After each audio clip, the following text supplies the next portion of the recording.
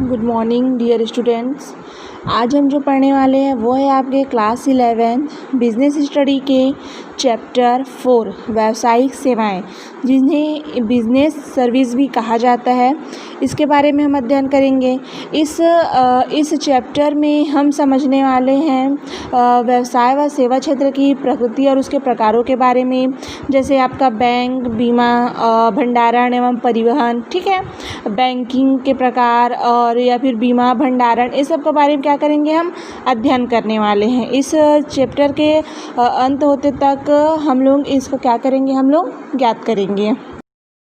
तो देखिए क्या होता है, जैसे दो पक्षों द्वारा एक दूसरे की संतुष्टि के लिए किया गया कार्य क्या कहलाता है, सेवा कहलाता है।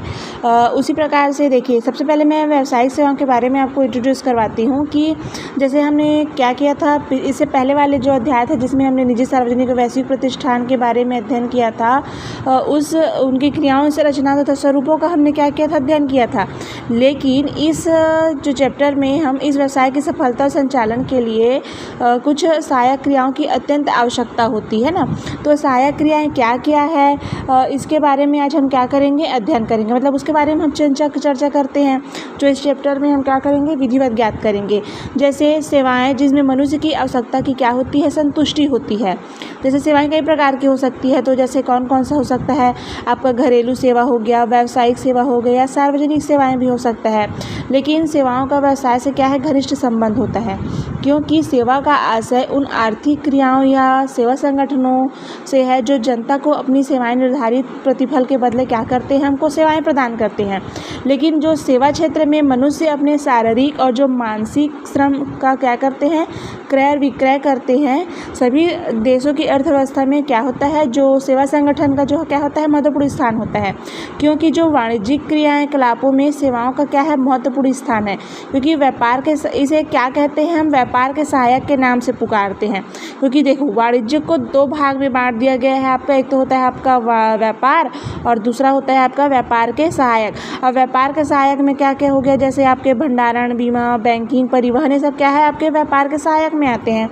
उसी प्रकार से व्यापार सहायक के अंतर्गत वित्तीय सेवा संस्थाएं, जैसे आपको मैं अभी आपको बताई हूँ क्या क्या आता है, परिवहन, भंडारण, बीमा कंपनियां, डाक एवं तार सेवा, विज्ञापन एवं विक्रय कला, स्टॉक एवं उपज, मंडियां तथा लेखा परीक्षक, आयकर सलाहकार आदि की व्यक्तिगत सेवाएं आती है ना, जो किसके अंतर्गत आती है, व्यापार के सहायक के अंतर्गत आती है। इन सेवाओं का महत्वपूर्ण स्थान है, क्योंकि व्यापार के अतिरिक्त जीवन के विभिन्न क्षेत्रों में इनका क्या है, महत्वपूर्ण योगदान है।